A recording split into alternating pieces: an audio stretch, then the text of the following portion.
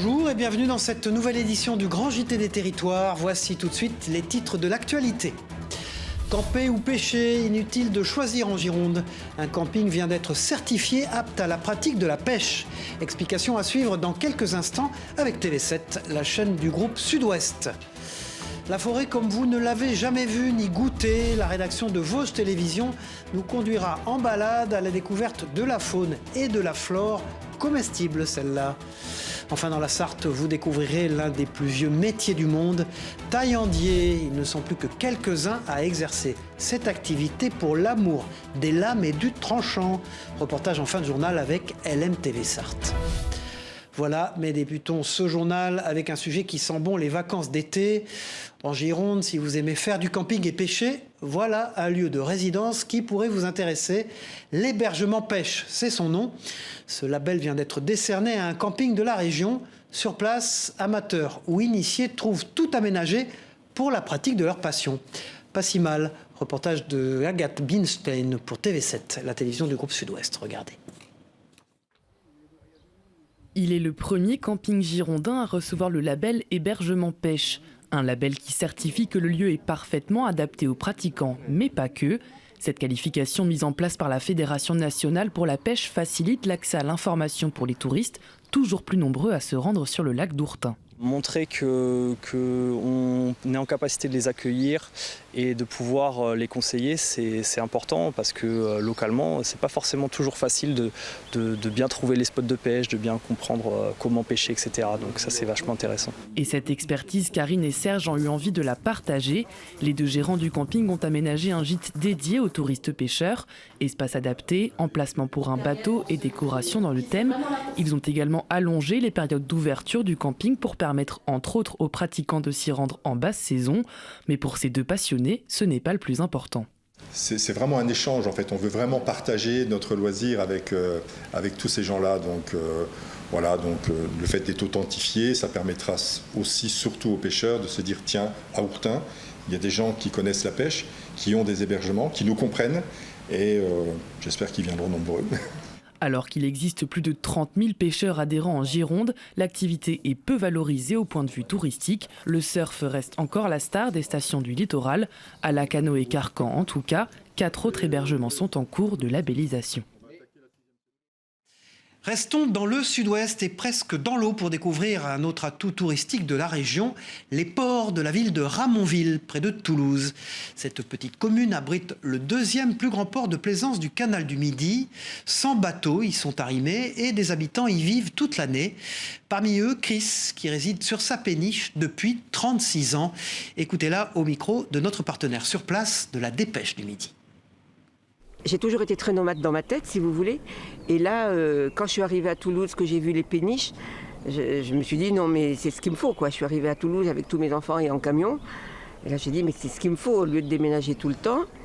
Et donc, j'ai acheté une coque, cette coque que vous voyez qui est magnifique. Enfin, ouais, je suis tombée amoureuse de la coque. J'ai bâti toutes les superstructures pour pouvoir habiter dedans. Et depuis, j'ai beaucoup navigué avec, voilà. Voilà, ici, en plus de naviguer, vous profitiez de votre été pour vous balader en forêt. Partout en France, des accompagnateurs organisent des sorties pour mieux connaître la faune et la flore de nos bois. Dans les Vosges, vous allez le voir, une passionnée propose, elle, des balades gustatives à la découverte de plantes comestibles.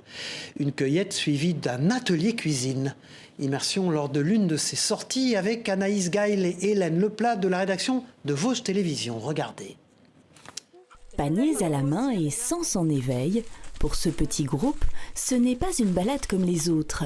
Ici, on observe, on sent et surtout l'on goûte, car sous nos pieds, la forêt recèle de trésors gustatifs. Tu frottes, puis tu sens. Et le moins qu'on puisse dire, c'est que la nature réserve bien des surprises. Bien joué. C'est champignon, c'est quoi ça? Alors, c'est pas mal quand même. Parce que voilà une plante, non mais vous allez la sentir quand même, qui sent pas bon du tout quand on la ramasse, mais qui à la cuisson, développe un parfum de champignons. Nous sommes du côté de Frébécourt, dans l'ouest vosgien. Ici, Blandine Cateau connaît les bois comme sa poche. Avec sa petite société Bleuets Sauvages, depuis 10 ans, elle propose des promenades gustatives à la découverte des plantes comestibles. L'idée, c'est donc d'emmener des petits groupes à la rencontre des plantes et de cueillir ce qui est utile pour faire ensuite un goûter ou un repas ou une mise en bouche. Parce que finalement, il y a beaucoup de plantes qui sont comestibles dans la forêt. Dans la forêt, on peut rencontrer une trentaine de plantes communes, courantes, qu'on peut ramasser quasiment pendant 6 mois de l'année. Et pierre des bois, plantain, alière ou origan sauvage, à chaque pas, les promeneurs découvrent de nouvelles saveurs, plus ou moins appréciées. T'étais le goûteur officiel, j'ai l'impression. Ah oui, oui.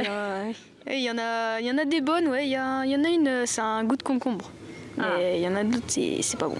Une manière aussi de se reconnecter à son environnement et de redécouvrir la forêt sous un œil plus avisé. On a quand même perdu pas mal de repères sur tout ce qui est nature, donc je pense que c'est très important de s'y remettre un petit peu.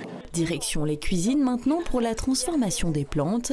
Il faut d'abord bien les trier, puis les hacher, avant de concocter l'une des nombreuses recettes élaborées tout spécialement par Blandine. Ça, c'est parti, à la cuisson. Gâteau au chocolat et lierre terrestre, cookies aux orties ou encore sablés à l'égopode, de quoi surprendre les papilles, et pourtant. Je pense qu'on revient à nos origines en faisant ça. Je pense que c'est pas si vieux que les grands-mères faisaient la soupe à l'ortie en repas du soir. Mais à la dégustation, il semblerait que le travail est payé. Je trouve ça très bon. Et il y a des choses qui sont meilleures que les autres quand même. Un concept à découvrir donc à la journée ou à la demi-journée. Bleuets Sauvages propose en moyenne 2 ateliers par semaine, du mois d'avril jusqu'à fin septembre. Voilà, et la nature regorge, elle, vous allez le voir, de nombreux autres secrets. En Corse, l'immortelle fait partie des nombreuses richesses de l'île de Beauté. Cette plante à fleurs de couleur jaune est particulièrement réputée pour ses vertus. En cosmétique notamment, la plante est utilisée pour lutter contre les traces du temps. Mais pas que, vous allez le voir, anti-rides, anti-hématome, anti-inflammatoire, l'immortelle de Corse est un véritable secret de beauté, riche en substances actives. Et ces qualités sont bien évidemment exploitées par des artisans locaux. Propos et images de Via Télé Paese, en Corse donc. On a plus de 350 références ici en boutique, donc en passant de l'huile essentielle, en allant sur l'eau florale, mais aussi sur tous les produits dérivés, donc cosmétiques, parfums, savons et tout ce qui est tisane aussi. C'est un des plus grands anti-hématomes connus à l'heure actuelle, c'est plus fort que l'arnica. Ce qui est intéressant, c'est que contrairement à l'arnica, justement, on peut la mettre sur plaie ouverte, sauf qu'elle n'est pas antiseptique, donc il faut que la plaie soit très propre. Elle est antitraumatique en fait, aussi bien sur le plan psychologique que sur le plan physique. On l'utilise depuis les années 2003 en cosmétique. Et prendre soin de soi passe aussi par l'attention que nous portons à notre garde-robe. À Monaco, inutile d'être une célébrité ou un membre de la famille princière pour se parer des plus belles robes de créateurs. Les services de location se multiplient pour s'apprêter le temps d'une soirée. L'occasion d'être chic et élégante sans se ruiner. Un reportage de Monaco Info, regardez. Trop de robes dans votre placard, vous ne savez pas quoi vous mettre, une robe bien trop chère pour votre porte-monnaie, direction Organza, une boutique où vous pouvez louer votre robe de princesse pour seulement 200 €. Beaucoup de femmes ont de nombreuses robes dans leur penderie, mais elles ne veulent pas remettre évidemment les mêmes à chaque fois, puisque c'est bien de pouvoir changer à chaque occasion, à chaque gala. On demande toutes les mensurations des personnes, que ce soit des femmes ou des hommes. Et on prépare en amont, on achète les robes et les smokings que l'on n'a pas en stock. Et on a toutes les tailles, on a du 34 au 60. Vous essayez, les mesures sont prises, les retouches sont faites et vous voilà dans une robe chic et élégante pour votre soirée. Et ne vous en faites pas, toutes taches et petits accros sont prises en charge. Mais peut-être que vous auriez voulu une robe de créateur, alors direction Bidress, showroom de la mode de luxe. Les robes sont toutes des robes de haute couture et de créateurs, et des robes de gala très connues, par exemple comme du Roberto Cavalli, du Emilio Pucci. On a Céline, Chloé, enfin vraiment toutes les marques de créateurs qu'on peut penser, Bottega Veneta, Saint-Laurent, on a Elisabetta Franchi, on a vraiment beaucoup de choses pour faire un panel et pour permettre à tout le monde de trouver son chaussure à son pied. Des robes qui peuvent coûter jusqu'à 8 000 € à l'achat, des pièces qui semblent inaccessibles et pourtant vous pouvez l'enfiler le temps d'une soirée. J'adore le concept sustainable, voilà, le fait de louer une robe plutôt que de l'acheter. C'est vrai que c'est des robes que je vais plutôt avoir tendance à porter pour une occasion et je ne vais pas avoir spécialement l'envie de les reporter derrière. Clara vous aide pour votre choix et service VIP, votre robe est livrée par coursier le jour de votre événement. Des robes longues, courtes, sobres ou extravagantes, il y en a pour tous les goûts. Toutes nos robes ont des prix différents parce que toutes les robes sont des créateurs différents et surtout on n'a jamais le même produit, donc on a vraiment des gammes de prix variables. Le prix le plus élevé qu'on puisse trouver chez nous, c'est 400 € pour une location d'une robe Saint-Laurent qui est une robe de haute couture et surtout de défilé, c'est un modèle de défilé. Mais pour ce type de robe, on est à 150 € la location. Louer sa robe, c'est aussi faire du bien à la planète, puisque l'industrie du textile est le second facteur de pollution de l'eau dans le monde. À l'heure du défi environnemental, s'habiller chic n'a jamais été aussi fashion et écolo. Voilà, direction la Martinique à présent dans ce journal pour remonter l'histoire d'un accessoire de mode traditionnel, le maré-tête. Ce foulard vieux de plusieurs siècles s'adapte aujourd'hui à toutes les tendances. Et au-delà de l'aspect esthétique, il s'agit surtout d'une technique de nouage bien particulière, revisitée par une habitante de l'île. Gagnou Tom, de la rédaction de Via ATV, s'est rendue dans son atelier à Fort-de-France. Regardez. Nouer le maré-tête, c'est un geste vieux comme le monde. La pratique est née sur les berges du Mississippi en Louisiane en 1785. Une loi impose aux femmes de couleur de couvrir leurs cheveux. En réponse à l'asservissement, les affranchis transforment le foulard en accessoire de beauté. Aujourd'hui, le maré-tête est un véritable accessoire de mode. Coloré, de différentes formes, il se revisite selon les tendances. L'art de nouer le tissu, lui, n'a pas changé. Emmanuel le pratique au quotidien dans son atelier. C'est le modèle de la bamboche, qui est un jeu en fait de superposition de tissus et dans lequel il n'y a pas de nœud. Et en fait, les plis permettent après au tissu de rester bien stable. En fait, le maré-tête est antérieur à la coiffe créole traditionnelle qui a été portée pendant longtemps avec la robe créole. Un savoir-faire traditionnel qui fascine depuis toujours la styliste. Bamboche, pain de sucre et autres coiffes, autant d'expressions de cet art qui repose avant tout sur le nouage. Voilà plusieurs années qu'Emmanuel s'attache à rendre au maré-tête ses lettres de noblesse. Jeux qui sont inscrits dans l'artisanat d'art, qui fassent partie de notre patrimoine culturel, et puis que les autres générations à venir aussi continuent à le porter.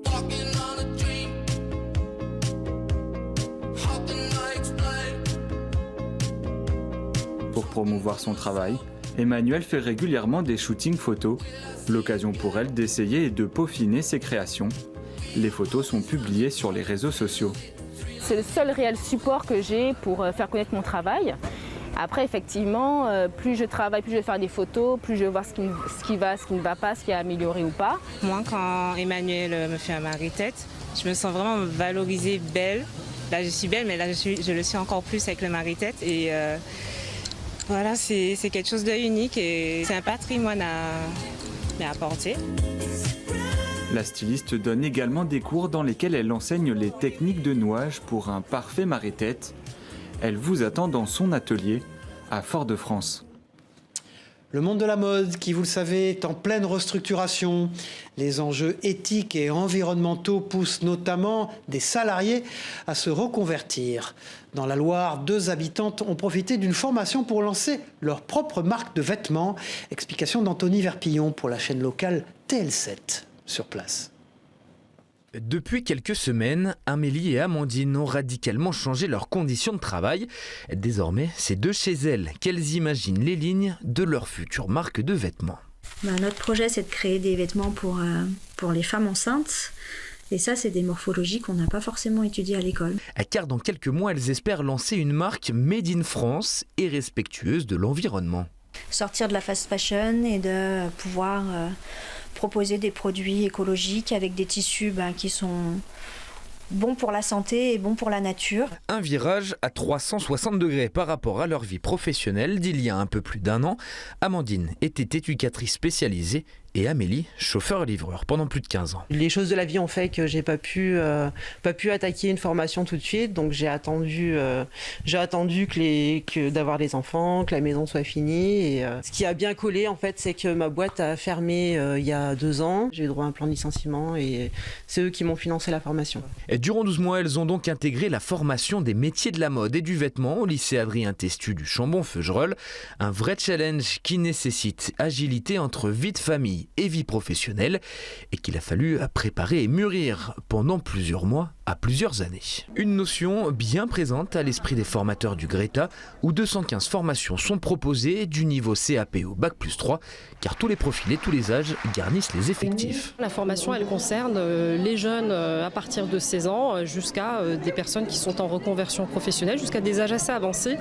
On le verra ce soir sur notre cérémonie, il y a une personne qui va témoigner qui a fait une reconversion professionnelle et qui a 59 ans. Et dans la Loire, ce sont les métiers de l'industrie, du bâtiment et de l'hôtellerie-restauration qui sont les plus en recherche de nouveaux candidats. Voilà, s'il n'y a pas d'âge pour se reconvertir, il n'y a pas d'âge non plus pour apprendre les langues étrangères. En Haute-Savoie, une entreprise propose aux enfants et aux adultes des séjours linguistiques dans des familles anglophones installées dans toute la France. L'idée originale séduit de plus en plus de monde, comme l'a constaté Victoria Lopez de 8 Mont-Blanc. Regardez. Since 109. Étienne a 14 ans, il est originaire de Paris et il a choisi de partir en séjour linguistique pour améliorer son niveau d'anglais. Je comprends l'anglais à l'oral, de parler, c'est un peu plus dur. Pour prendre confiance et faire des progrès, il n'est pas en Angleterre mais à Gex dans l'Ain, chez les Basteaux. Il passe une semaine en immersion avec chaque jour 1 heure de leçons dispensées par Max, l'aîné de la famille. On finit souvent par apprendre plus d'anglais juste dans les conversations qu'on a d'un jour à l'autre ou pas forcément même dans les cours.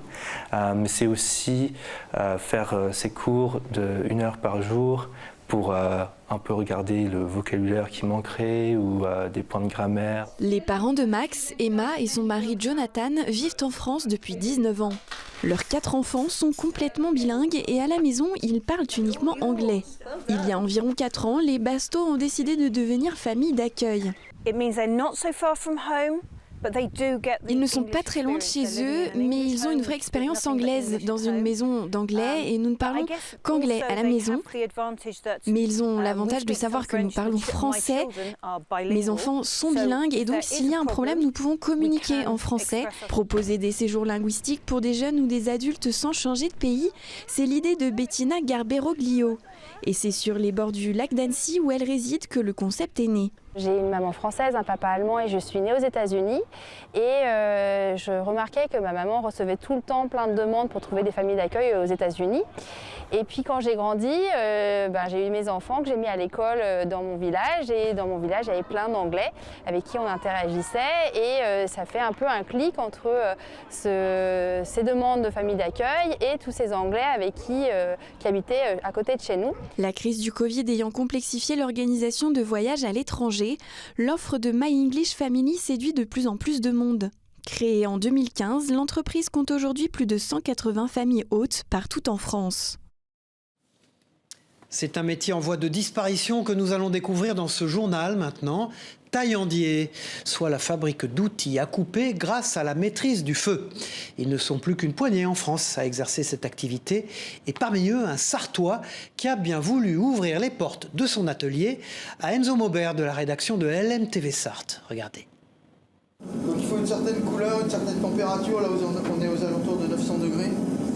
Et donc si vous n'avez pas la bonne température, donc la bonne couleur, en fait, vous allez mal déformer et vous allez plutôt esquinter votre métal qu'autre chose. C'est l'un des derniers représentants d'un savoir-faire ancestral. Pascal Turpin est l'un des 5 Thaïlandiers français. Dans son atelier, à Montmirail, il fabrique couteaux et épées, des pièces uniques qu'il conçoit et imagine avec une ambition, qu'elles se transmettent et racontent des histoires. Des couteaux, il y en existe plein, mais l'important c'est de créer un couteau avec une histoire. Un couteau, vous faites le mieux possible, le plus professionnellement possible, mais ce qui est intéressant c'est de voir le sourire de la personne qui va devenir propriétaire de son couteau. Et là voilà, là vous avez créé, en fait on a fait notre travail, c'est-à-dire qu'à partir du moment où la personne va acheter son couteau, elle va créer sa propre histoire avec son couteau. Donc elle va l'emmener dans une autre région, on en a au Canada, on en a en Australie, donc en fait on peut véhiculer très loin et je pense qu'on est des créateurs d'émotions. Pascal a lancé son entreprise Lastel Montmirail en début d'année. Cela lui permet de vendre ses couteaux dans plusieurs enseignes, dont Nature et Découverte au Mans et à Paris. Pour l'aider dans sa tâche, il a également pu embaucher une jeune apprentie. D'avoir été nommée taillandière d'armes, c'est vraiment une fierté parce que c'est quelque chose qui se transmet, etc. Donc moi je suis très ravie de pouvoir continuer à faire vivre ce métier parce que c'est vraiment un métier qui mérite de continuer, de perdurer, etc. Qui sait, demain l'Opinel de la Sarthe deviendra peut-être un couteau de référence sur les grandes tables françaises. Voilà, l'histoire nous conduit à présent en Bretagne, à Rennes plus précisément, où les secrets de la place des Lys se dévoilent aux touristes en ce mois d'août. Aujourd'hui devenue marché, la place servait autrefois au tournoi de chevaliers. Une reconversion urbaine étonnante que nous fait découvrir Faustine Luneau de la rédaction de TVR, la chaîne de Rennes, regardez. Le fait d'armes est avéré. Bertrand du Guesclin a jouté pour la première fois ici. C'est au pied de l'horloge que débute la visite. Philippe Beaumont, notre guide du jour, nous fait découvrir la place des Lys, ce lieu emblématique de Rennes qui n'a pas toujours été tel qu'on le connaît aujourd'hui, comme le rappelle son nom. Les Lys, c'est le tournoi de chevalerie au Moyen-Âge. Étymologiquement, la Lys, L-I-C-E-S, enfin S-C-E, si c'est la Lys, c'est la petite barrière de bois qui séparait les chevaliers au Moyen-Âge qui s'affrontaient donc avec leurs grandes lances là, et leurs armures sur leur cheval. Désormais, la place accueille depuis 1868 les Halles Marteneau. Mais le marché des Lys, lui, est beaucoup plus ancien puisqu'il fête ses 4 siècles d'existence. En 1622, il y a exactement 400 ans, eh bien, parce qu'il y a une épidémie de peste dans la région, on préfère que les marchands étrangers, en tous les cas à Rennes, ne rentrent pas dans la ville et donc le marché va avoir lieu pour la première fois à l'extérieur des remparts, dans un endroit où il y a de l'espace, là où avaient lieu les tournois de chevalerie. Pour célébrer cet anniversaire, Destination Rennes a fait appel à Bims et Braise, 2 artistes, pour réaliser une fresque de 60 mètres sur la place. L'idée, ce n'était pas d'illustrer directement tout ce qui se fait dans les marchés, mais de l'évoquer. De l'évoquer à travers des formes géométriques. Le tarif, 7,20 € le billet, à réserver auprès de l'Office de tourisme de Rennes. 2 visites sont programmées en mai et 2 autres en juin, puis elles auront lieu toutes les semaines en juillet et août. Refermons ce journal et cette page dédiée à l'histoire avec un chantier de restauration pour le moins particulier dans l'Aube, ceux des vitraux de l'une des églises de la ville de Troyes. Abîmés par le temps, ils sont actuellement entre les mains d'une entreprise locale, une opération de sauvegarde du patrimoine cofinancée par les collectivités locales. Un reportage de Canal 32 sur place. Des vitraux, vous en verrez dans toutes les églises à Troyes. L'Aube recense pas moins de 345 verrières, des ouvrages qui ne résistent pas toujours aux épreuves du temps. C'est le cas de ces 2 vitraux de l'église Saint-Nicolas qui méritent de faire peau neuve. Donc là, les vitraux ont été déposés, ils vont être dessertis, nettoyés. Donc le poste de nettoyage est très long et très précautionneux, puisque le vitrail, c'est à la fois une œuvre d'art peinte, donc avec une couche picturale fragile, mais également c'est un objet qui a servi à faire l'étanchéité du bâtiment. C'est vraiment une joie de pouvoir restaurer ce patrimoine qui est vraiment le nôtre. Après la Seconde Guerre mondiale, ces 2 baies ont été reposées en force dans une pierre trop dure, d'où leur aspect gondolé. Elles ont également été badigeonnées à l'huile de vidange pour l'étanchéité. Un gros travail de nettoyage s'impose. L'idée, c'est de restaurer pour redonner toute sa lisibilité à l'œuvre, pour que les gens puissent voir dans l'église ce que représentent les vitraux. Et en même temps, il faut que ce patrimoine soit conservé pour les générations à venir. Et donc, on ne fait plus l'étanchéité avec les vitraux restaurés, mais avec une verrière de protection, qui est une verrière sacrificielle, et qui va servir en fait à protéger le vitrail de la pollution, de l'eau de condensation, des intempéries. Et donc, on ferme toute l'église avec une verrière de doublage et on réinstalle par l'intérieur les vitraux anciens une fois qu'ils sont restaurés. L'atelier a 10 mois pour restaurer ces joyaux du XVIe siècle. Tous les corps de métier nécessaires à la restauration d'un vitrail sont réunis à la manufacture Vincent Petit, chose assez rare pour un atelier. On voit la tête de Saint-Augustin avec ses plombs de casse et également dans sa mitre. Et on pourra vraiment supprimer les plombs de casse après avoir bien entendu tout nettoyé et desserti pour être ensuite réassemblé et puis retrouver aussi le plan. Attachée à son patrimoine, la ville de Troyes a mis en place un plan pluriannuel d'investissement pour la restauration de ses vitraux. La visite des églises, la visite des magnifiques vitraux fait partie aussi de l'attractivité de la cité et en même temps ça amène un flux touristique extrêmement important. 2 autres interventions sont prévues à l'église Sainte-Madeleine et l'église Saint-Nizier dans le cadre de la conservation de ce patrimoine exceptionnel. Voilà, c'est la fin de ce grand JT des territoires. Merci de nous avoir suivis. On se retrouve très vite pour une autre édition. Au revoir à tous.